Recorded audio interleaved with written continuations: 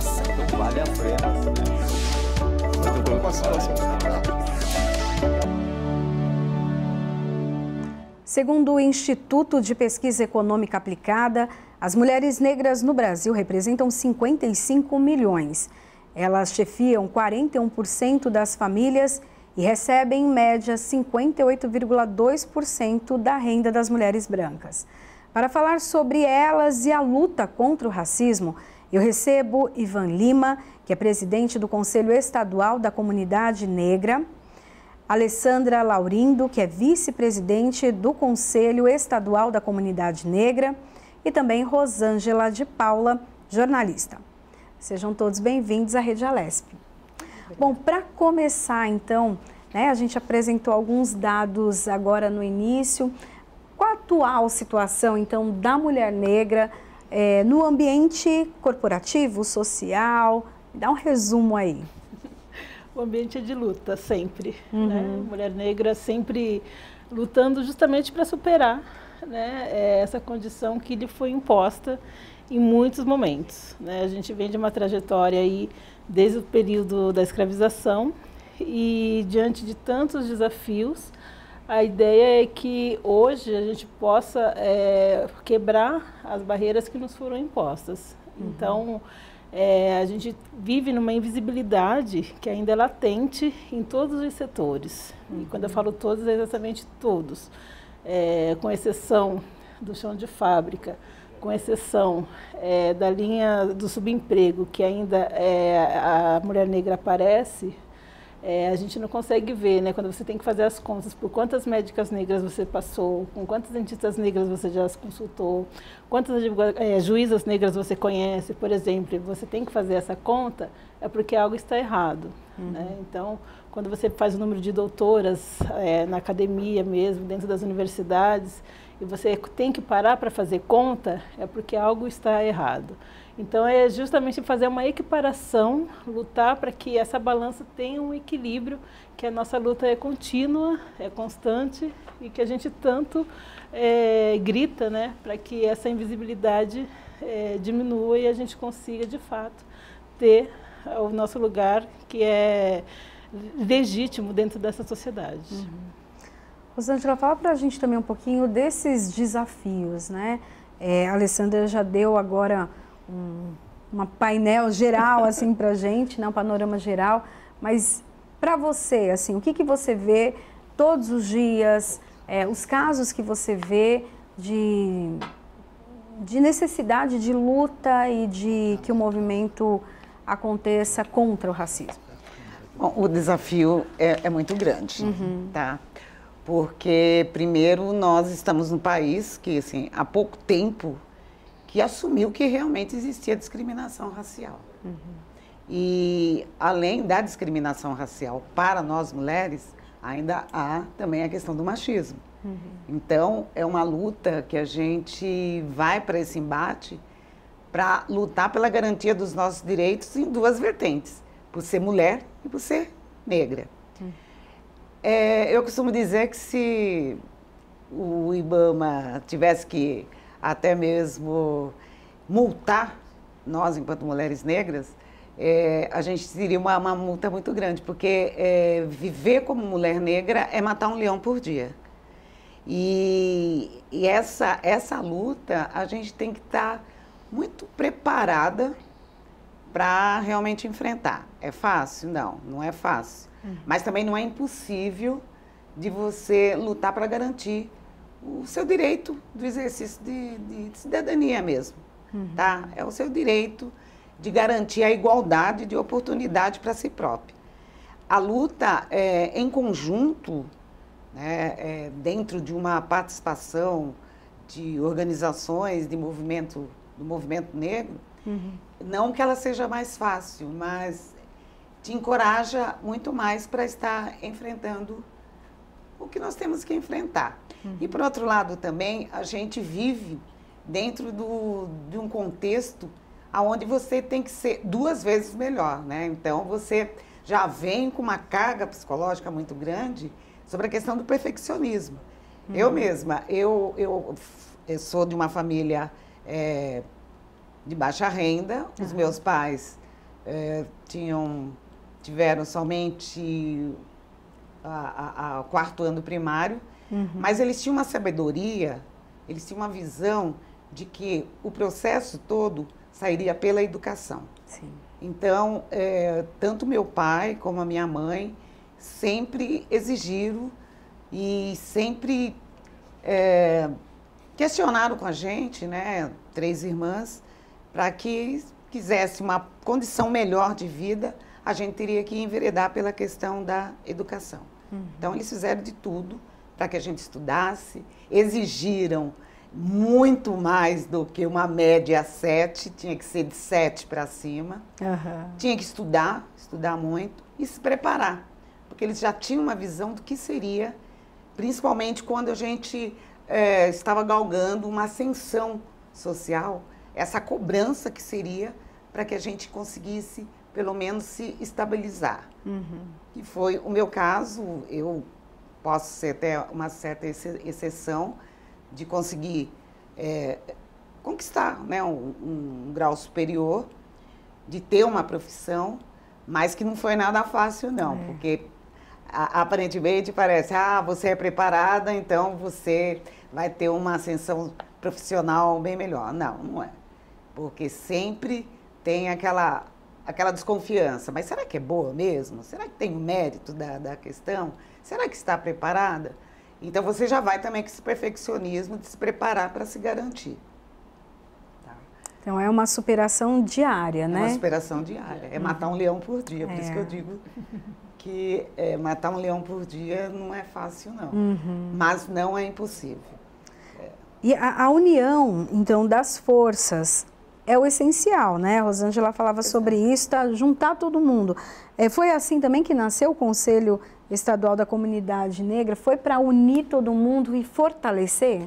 Sim, o Conselho ele nasce como uma luta, ele é resultado, uma resposta governamental das lutas empreendidas por diversas organizações já na segunda metade do século XX, então no período de redemocratização.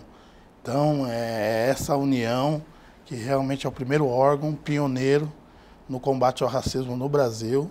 Hoje, depois dessa iniciativa do governo André Franco Montoro de criar os conselhos, criou o primeiro que nasce, importante a gente estar falando da mulher, que o primeiro que nasce é o Conselho da Condição Feminina, em 1983. Inspirado nesse conselho, um ano depois nasce o Conselho da Comunidade Negra. E até então foi muito importante porque foi o primeiro momento que o Estado brasileiro ele admite a questão de existir o racismo, porque até então era uma negação de que não existia, de que tinha uma democracia racial no Brasil, e nesse momento, quando ele cria um órgão para combater o racismo, para formular políticas públicas, para reduzir desigualdades, então foi um marco. E depois disso a gente percebe que no Brasil inteiro cria-se esse modelo de se ter um conselho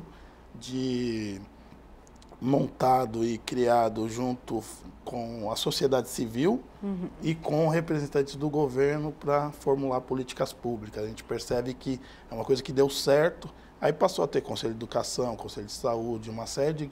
A gestão pública, ela tem o controle social a partir dessa oportunidade dos representantes da sociedade civil poder trazer demandas e necessidade para que o governo possa estabelecer políticas. Por quê? Quando você mostra lá 55%, 55 milhões, mostra dados, é isso. A Rosângela é uma jornalista que a gente vê de sucesso, a Alessandra também, a nossa vice-presidente do Conselho, também é uma mulher negra de poder, de sucesso, que conseguiu estudar, que conseguiu, a partir do estudo, virar essa grande liderança no estado de São Paulo. Mas quando a gente fala de governo, de estado, a gente tem que olhar de uma forma geral a população. E aí a gente vai perceber que na base da pirâmide social sempre vai estar quem? A mulher negra. Então, para todos os tipos de... Se for pensar em saúde, for pensar em educação, for pensar em trabalho e renda, é a mulher negra que está sempre nos piores indicadores. E aí o Estado, ele tem que, através das políticas públicas, que são ações do Estado, reduzir essa desigualdade, combater, superar o racismo. Então, essa aqui é a grande ideia. E eu creio que, com oportunidades como essa desse programa, que eu quero já parabenizar de antemão, é que a gente vai conseguir realmente chegar e trazer uma reflexão para a nossa sociedade de que o Brasil vai mudar a questão de ser um país para ser uma nação quando ele incluir toda essa população em suas políticas públicas, seja na gestão pública, seja na iniciativa privada. Então, eu creio que é dessa forma que a gente vai conseguir melhorar realmente o nosso país. O Conselho, ele esse ano já comemorou 35 anos, é isso, né? É isso. E a Rosângela está, desde o comecinho, ajudou lá a fundar. Me conta um pouquinho como que foi formular, né, esse trabalho que hoje impacta tanta gente. Exato. A minha aparição nesta época, que foi um grande privilégio ter participado, né, historicamente, da fundação do Conselho, foi por uma questão de necessidade. Na verdade, foi o seguinte, naquela época eu estava vindo para São Paulo, eu não sou paulista, né, eu sou paulistana, então eu tinha terminado o meu curso de jornalismo, tá, numa universidade do interior, Universidade de Mogi das Cruzes, e vim tentar me inserir no mercado, e a gente sabe que o mundo de comunicação é o eixo Rio e São Paulo. Então eu vim para São Paulo, vim morar em São Paulo, vim galgar aí uma oportunidade e fui prestar fiz um teste para uma emissora, passei, fui aprovada no teste, mas para admissão alegaram que a cor da minha pele precisava de uma iluminação específica. Lógico que eu percebi que já era uma desculpa, né, porque não é uma coisa, não é um critério, né? Não. O que acontece? Nessa época, eu tive uma oportunidade, eu fazia um curso de especialização e tive uma oportunidade de participar de um seminário sobre o negro no mercado de trabalho. Foi quando eu conheci o professor Hélio Santos, que na época foi nomeado presidente do Conselho da Comunidade Negra. Aí eu me interessei, expliquei para ele o motivo que eu estava, porque eu precisava ter um certo respaldo, até mesmo teórico, para saber como enfrentar essa situação. Quer dizer, estaria sendo discriminada por condição da pele, não pelo mérito, não pela capacidade. Sim. E jornalismo foi uma opção de vida, quis fazer e tive incentivo da minha família para fazer. Foi quando eu fui participar desse seminário, O Negro no Mercado de Trabalho. Conheci o professor Hélio Santos, o primeiro presidente do Conselho da Comunidade Negra, e nós traçamos uma política específica para a questão da comunicação. Onde nós tínhamos programa de rádio, nós tínhamos um jornal, né, para a comunidade negra, e eu fui uma das editoras para falar sobre a questão da mulher negra. Procurar os talentos da época, tá, para que desse uma visibilidade positiva para a mulher. Né? Quer dizer, somos capazes, somos profissionais, sim, e vamos estar aí no mercado e vamos nos realizar e vamos ser felizes. Sim. Então, neste momento, eu passo a fazer parte do Conselho da Comunidade Negra, que, inclusive, a primeira matéria que eu fiz sobre a questão da mulher negra, pela força, pela garra e pela luta dessa mulher, que foi com a atriz Zezé Mota, que era exatamente o meu TCC da faculdade, pelo qual eu queria estar falando sobre as mulheres negras que, apesar de toda a dificuldade, alcançaram um sucesso. Então, eu faço parte aí do processo histórico, tá, de estar participando do Conselho da Comunidade Negra. E que esse foi o start, inclusive, para adquirir uma certa experiência profissional, porque consegui contactar vários profissionais e também para estar batalhando o mercado. Um espaço no mercado, né? Você está entendendo? Um espaço. E, além de tudo, eu sempre me preparei, aquilo que eu estava falando sobre a questão do perfeccionismo, sempre me preparei, sempre me dediquei e sempre tive a visão de competição, de competir. Independente de ser mulher, negra, você entende, alta, baixa, mas a oportunidade para estar competindo. Por isso que, para mim, foi um grande privilégio estar participando da questão do conselho, porque foi uma maneira de expandir nacionalmente, porque consegui galgar outras posições dentro do mercado. Infelizmente, é uma luta solitária, porque você sempre é a única, então é visada por ser a única, é cobrada por ser a única, mas, por um outro lado, o lado que é satisfatório é que você passa a ser uma referência positiva, principalmente para as meninas negras. Né? Exatamente, para as meninas negras. Bacana. Eu atuei num cargo, atualmente, e fui trabalhar na periferia, digamos assim. Quer dizer, eu fui trabalhar num local que ficava 35 quilômetros distante do Marco Zero, aonde a população predominava a população negra, estou falando da cidade de Tiradentes, e eu tive, assim, a sorte de trabalhar com uma pessoa que também tinha essa visão, que tinha que trabalhar sobre a questão das relações raciais. E trabalhar dentro da valorização, trabalhar dentro da elevação da autoestima. E trabalhar no sentido que você fosse uma referência positiva, porque isso conta, e conta muito. Né? Então,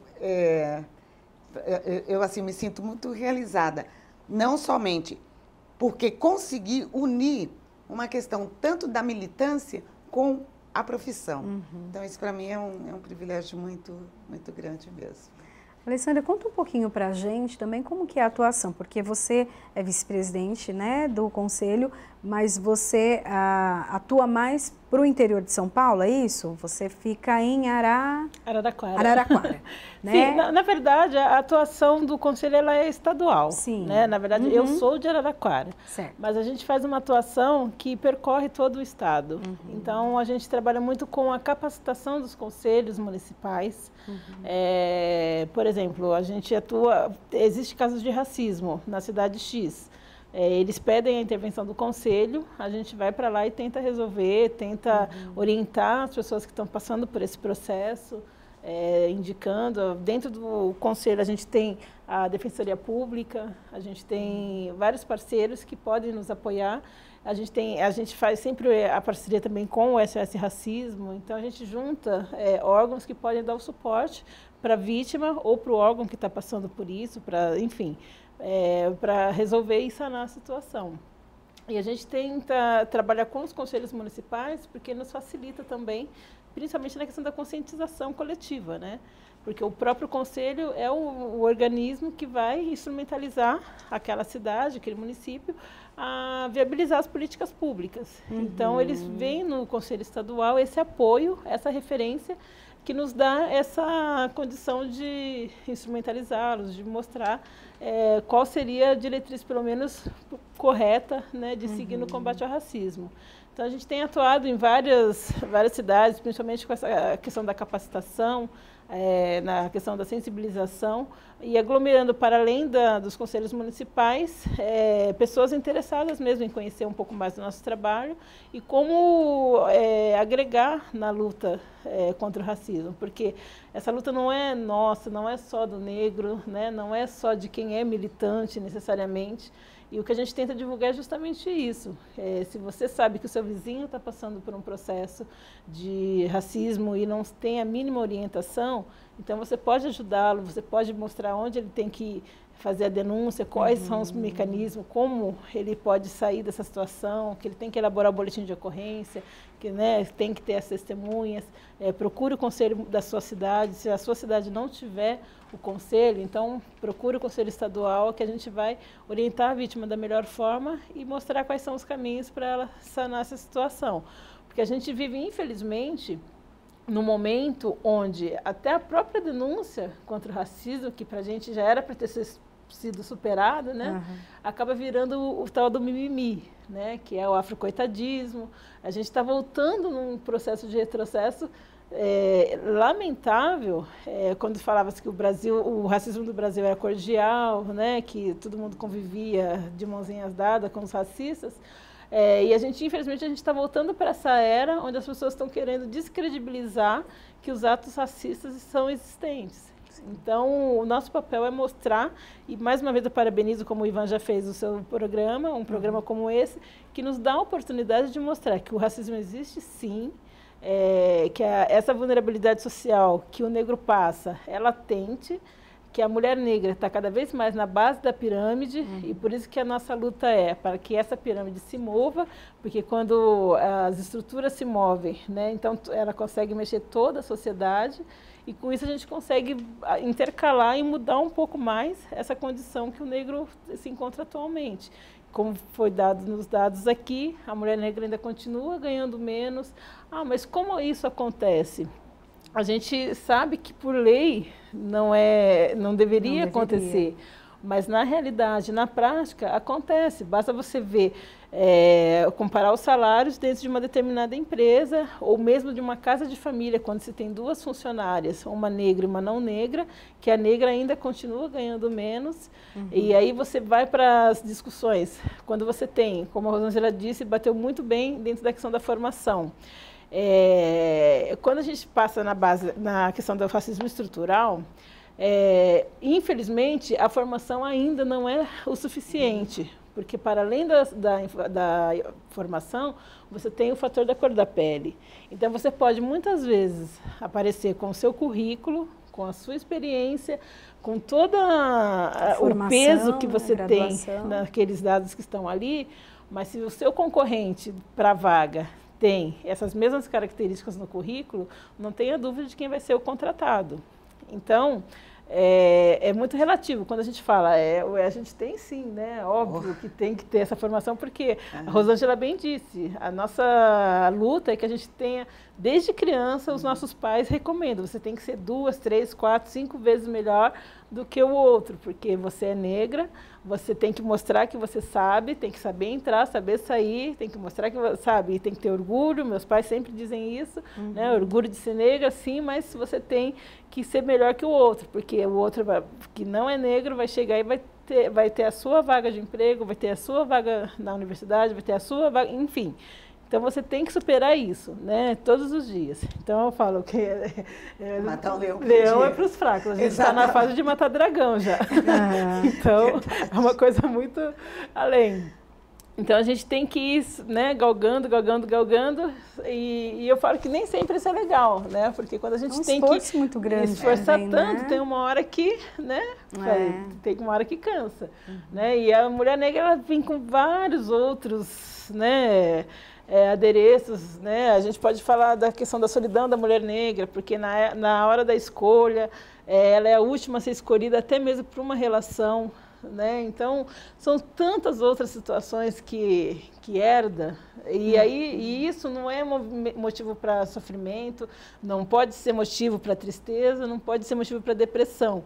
Né? Embora a gente teve a campanha do Setembro Amarelo, a gente teve a campanha do suicídio, tem índices de que a população negra também se suicida mais, só que a gente não quer ir por esse lado, a gente quer ir para o lado de que é um povo guerreiro, de que luta, que supera, né? Mas todos esses indícios também cansa.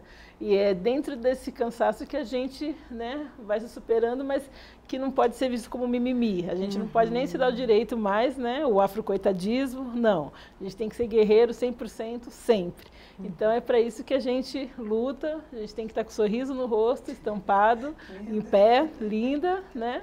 E mostrar que para que viemos, como eu sempre faço a comparação, se a porta está fechada, a gente tem que escolher ou se a gente dá uma voadora e entra na porta, ou se a gente fica chorando do lado de fora, né? Então, a gente sempre opta por entrar. Então, que seja da melhor forma, com o diploma na mão e mostrando que a gente é capaz de desenvolver toda e qualquer função, porque estamos preparados para isso. Vocês falaram de um retrocesso, né, de alguns direitos já adquiridos, de consciências já, né, que aparentemente ou superficialmente estavam ali colocadas. Mas o que vocês enxergam ao longo dos anos como um avanço? O que vocês veem como algo que já vem acontecendo e tem favorecido esse combate contra o racismo? Avançamos muito. Eu penso que a gente caminhou muito.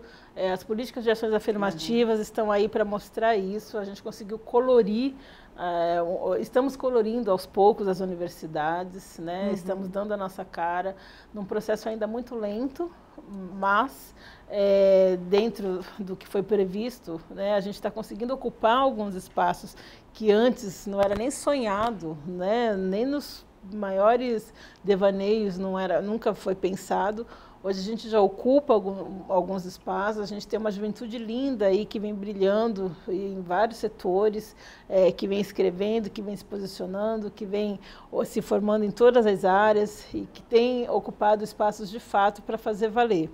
Então eu penso que toda essa luta valeu a pena. A gente não pode desmerecer nunca todos que nos antecederam, todos que vieram antes, desde a fundação do Conselho, desde muito antes dos nossos irmãos que morreram lá atrás, sabe? Desde a travessia, desde os que vieram no navio, jamais esquecer toda essa luta, toda essa história, porque se hoje estamos aqui, né, e conseguimos estar numa TV dando esse depoimento, é porque muitos outros passaram por nós, né, sofreram, morreram, apanharam, para que estejamos aqui. Então eu penso que a gente teve um avanço, sim, imenso.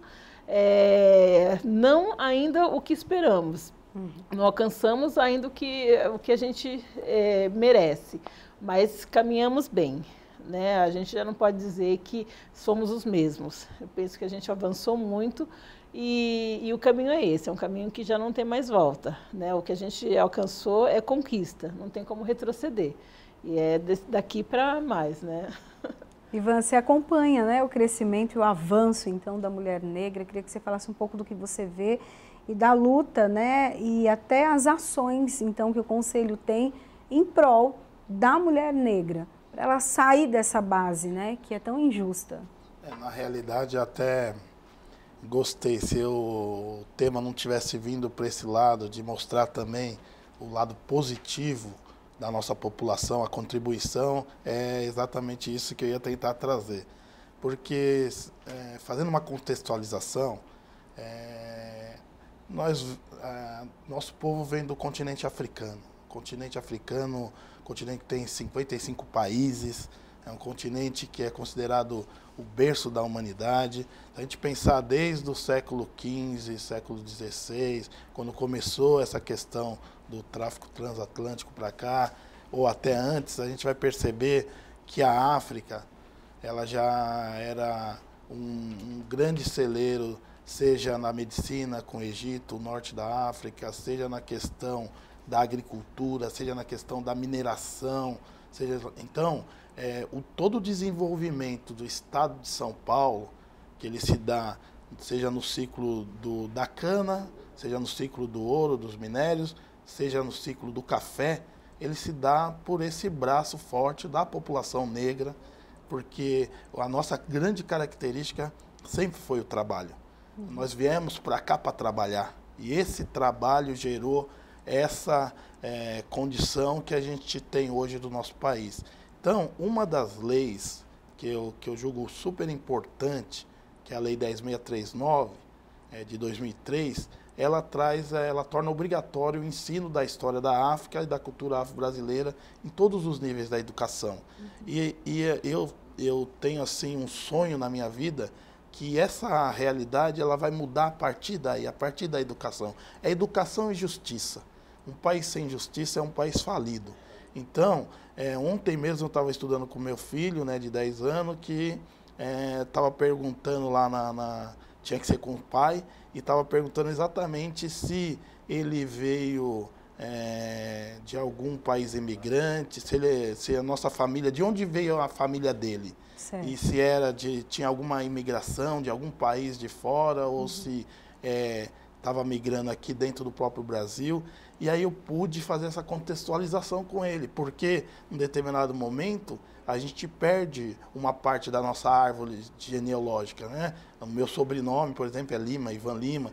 Então eu estava explicando tudo isso para ele. Eu consigo, e os nossos antepassados, né? Meu avô Celso Monteiro, meu pai Celso de Lima, meu avô, por parte do pai Silvio Lima, eles são tudo nascidos e criados em Pirituba. Uhum. E eu tive a honra de poder ser subprefeito da minha região. Então, eu sou engenheiro, né? Então, eu tive essa oportunidade. Então, estava explicando isso para ele, para poder mostrar para ele que ele tem raiz. Mas o Brasil, ele ainda resiste em contar a verdadeira história.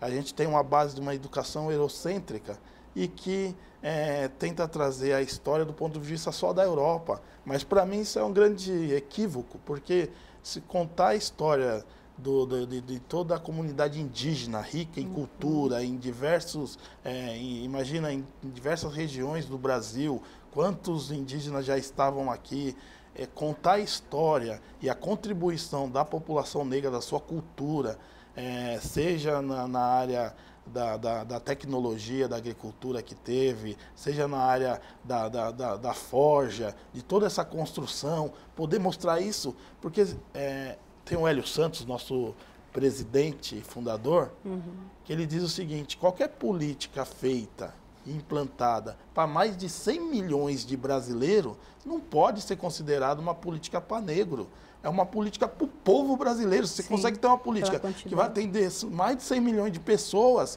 de brasileiros, é uma política para o povo. Sim. Então, eu penso que a partir do momento que eles começarem a mostrar que nós temos uma deputada chamada Alessi Brandão, sim, e que ela tem uma força, um poder de sozinha aqui, muitas vezes nessa casa, que é a Assembleia que teoricamente, conceitualmente, é uma casa para fazer a representação da população do Estado de São Paulo. Se a nossa população do Estado são quase 18 milhões de pretos e pardos, ou seja, de 18 milhões de negros, dos 44 milhões que tem no Estado, ou seja, 37,5% da população, segundo o IBGE, é preto e pardo, é negro.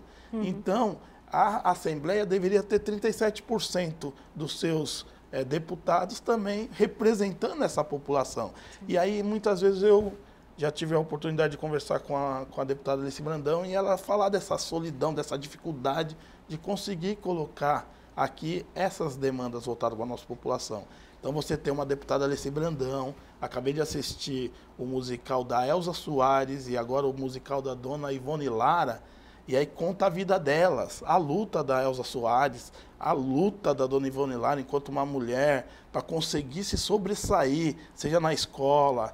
Então, eu creio que a gente avançou, não tenho dúvida. Por exemplo, meu filho não sofre a discriminação que eu sofria. Até porque eram vários apelidos, uma série de coisas que hoje as pessoas, elas, pelo menos, se elas têm vontade, elas seguram um pouco, porque sabe que se fizer, vai ter que responder por isso. Porque, como a gente fala, né? Macaco é macaco, banana é banana e racismo é crime. Então, exatamente, a gente tem, e o Conselho ele está imbuído disso, ele tem essa missão de articular, propor e monitorar as políticas públicas e combater o racismo. Aqui no Estado, nós somos o único Estado da Federação que tem uma lei contra o racismo, que é a Lei São Paulo contra o Racismo, a Lei 14.187. Ela pune administrativamente atos de discriminação, principalmente praticados também por instituições. Então, que é o racismo institucional. Então, a gente já tem várias comércios, tivemos um caso agora que a gente está em cima, que é o RICOI. Universidades. Né? Teve as universidades que está tendo essa questão de escrever nas paredes, frases racistas, mas desse supermercado, que é da BNZ da semana passada, que chicoteou lá, teve uma questão de chicotear lá um jovem negro, a gente está em cima, já entramos com a questão, junto com o SOS Racismo, junto com a Defensoria, junto com a coordenação de política para a população negra e indígena, que fica na Secretaria da Justiça. Então, lá tem uma comissão processante que apura esses casos de racismo e tem tido sentenças condenando esse tipo de atitude nefasta. O nosso programa está chegando no finalzinho, mas a gente vai falar um pouquinho desse projeto Beleza Negra. Me conta um pouquinho desse projeto aqui, que é para que a mulher seja empreendedora, né? Conta para a gente. É muito importante. Esse, basicamente, vai ser uma das marcas da nossa gestão, que é trabalhar pelo desenvolvimento econômico e empreendedorismo. Que a gente entende que, primeiro, que tem um guarda-chuva da ONU chamado que a década internacional dos afrodescendentes. Nós estamos nessa década, que vai de 2015 a 2024. E o tema da década é reconhecimento, justiça e desenvolvimento. Então, a questão do desenvolvimento econômico, a gente acha que é a educação, a justiça e o desenvolvimento econômico que vai conseguir fazer a superação do racismo. E é muito bacana esse projeto porque ele tem a parceria da Fiesp, da Ciesp, do Instituto Abipec, que é o patrocinador, e também da Secretaria da Justiça, onde nós somos vinculados, então, ao governo do Estado.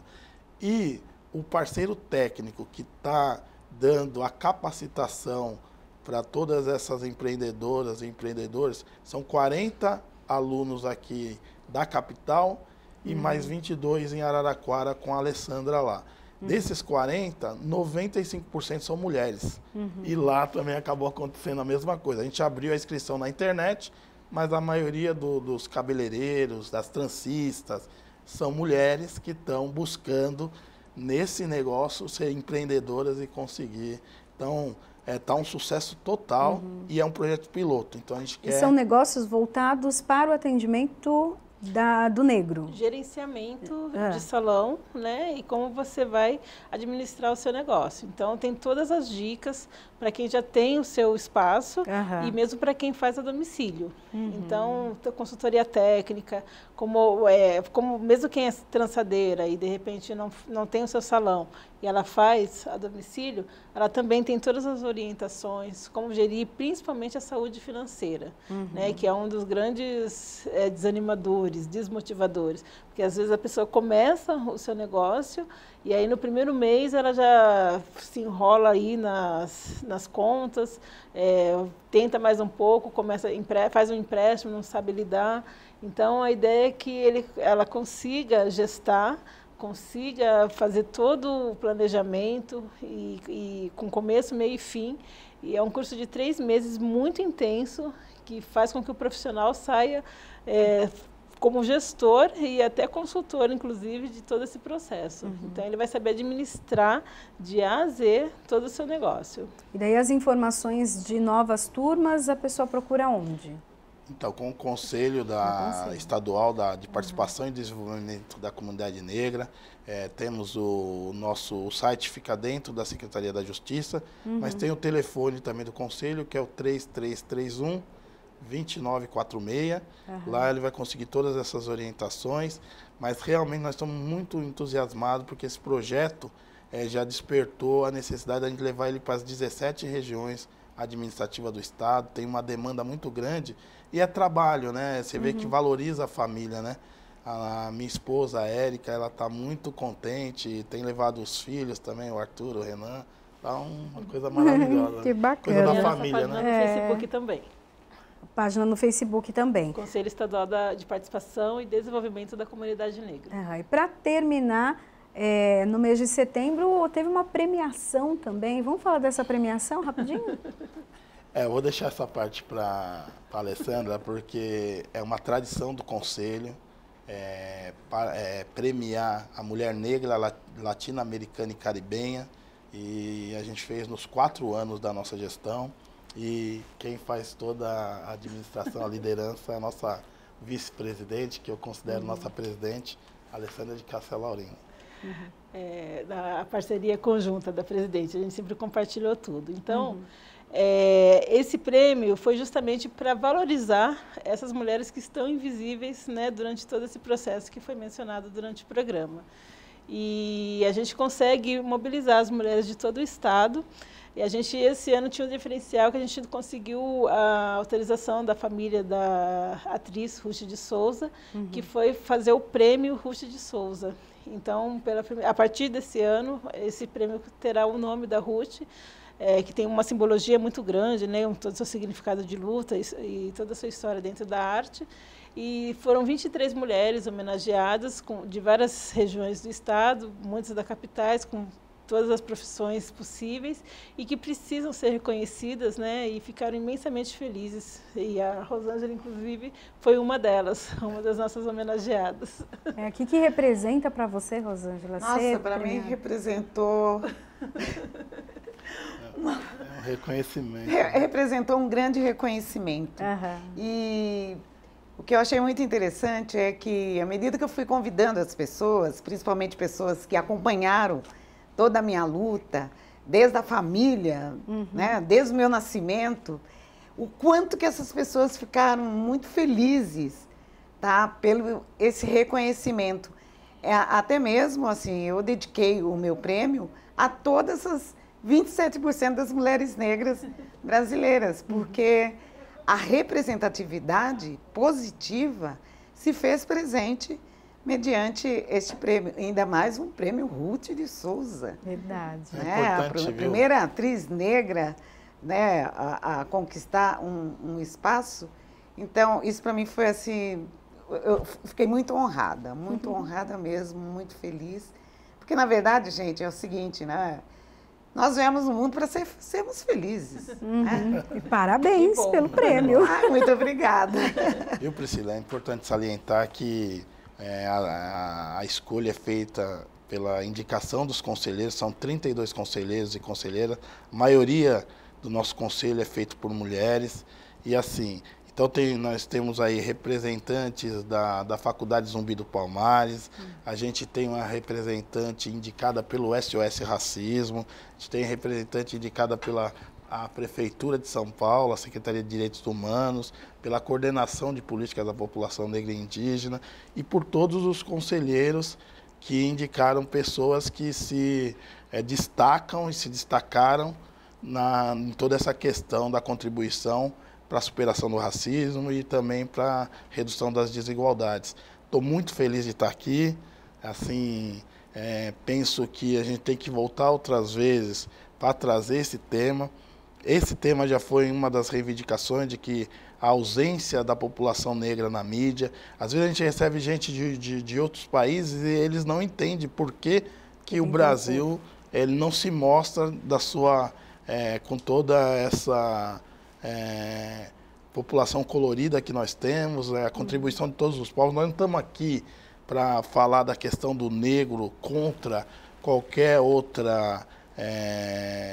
contra os alemães, contra os descendentes japoneses, não, a gente entende que essa diversidade, essa integração é que pode trazer para o Brasil uma grande contribuição e um diferencial. Mas por que a nossa cultura ela tem que ser sempre criticada? Por que a nossa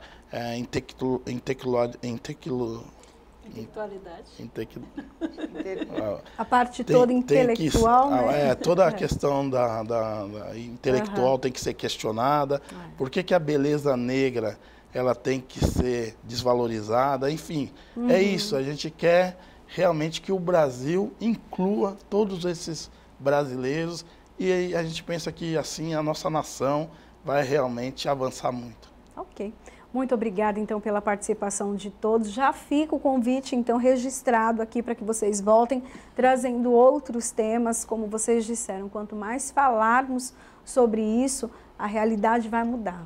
Vamos acreditar assim. Obrigada a todos. O programa Em Discussão fica por aqui. A gente se encontra na programação da Rede Alesp. Tchau, tchau.